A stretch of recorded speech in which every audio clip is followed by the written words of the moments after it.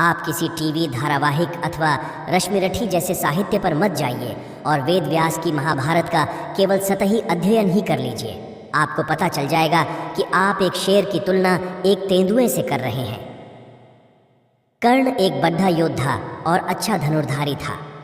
उसने अपनी विजय यात्रा में आर्यावर्त के कई राजाओं को हराकर अपनी वीरता साबित की थी। हालांकि जीवन भर उसने अर्जुन से व्यर्थ का द्वेष रखा और उसे हराकर स्वयं को श्रेष्ठतर सिद्ध करने की कोशिश करता रहा, जो कि किसी भी युद्ध में, चाहे द्रौपदी स्वयंवर का युद्ध हो, विराट युद्ध हो या फिर कुरुक्षेत्र के युद्ध हो, वो स्वयं को अर्जुन से श्रेष्ठतर साबित नहीं कर सका। भीष्म अर्थात देवव्रत की वीरता और शक्ति का अनुमान तो आपको केवल एक घटना अंबा प्रसंग से ही लग जाएगा, जब अंबा अंबिका अंबालिका के स्वयंवर में उपस्थित आर्यावर्त के समस्त राजा महाराजा मिलकर भी अकेले भीष्म को नहीं हरा सके।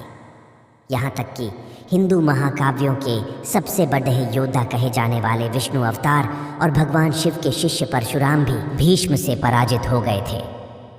परशुराम ने, जो कि भीष्म के और कर्ण के भी गुरु थे, सहस्त्रबाहु कार्तवीर्य अर्जुन को उसकी सेना सहित वध कर दिया था।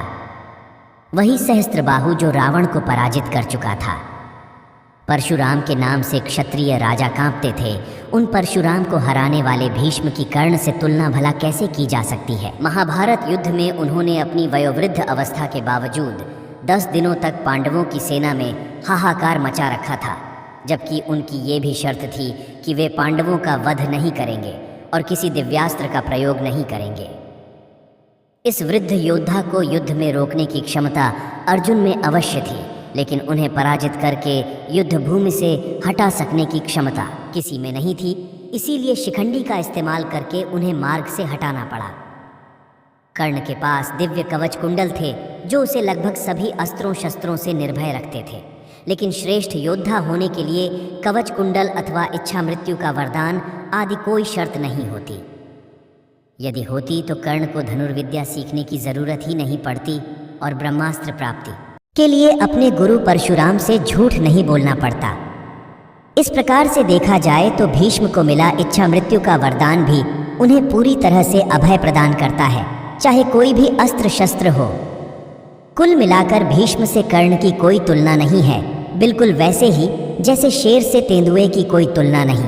बेशक भीष्म पितामह सबसे ताकतवर योद्धा थे, क्योंकि जब कुरुक्षेत्र में कर्ण सेनापति था तब दुर्योधन के 99 भाइयों की मृत्यु उसके सामने ही हुई थी, जबकि भीष्म पितामह के होते एक भी कौरव को हानि तक नहीं हुई। और श्री कृष्ण के अलावा भीष्म पितामह कोई और नहीं हरा सकता था। और भीष्म पितामह और सूर्यदेव का युद्ध तो सब जानते ही हैं। धन्यवाद। वीडियो को लाइक करें, चैनल को सब्सक्राइब करें। मिलते हैं अगले वीडियो में, तब तक के लिए नमस्कार।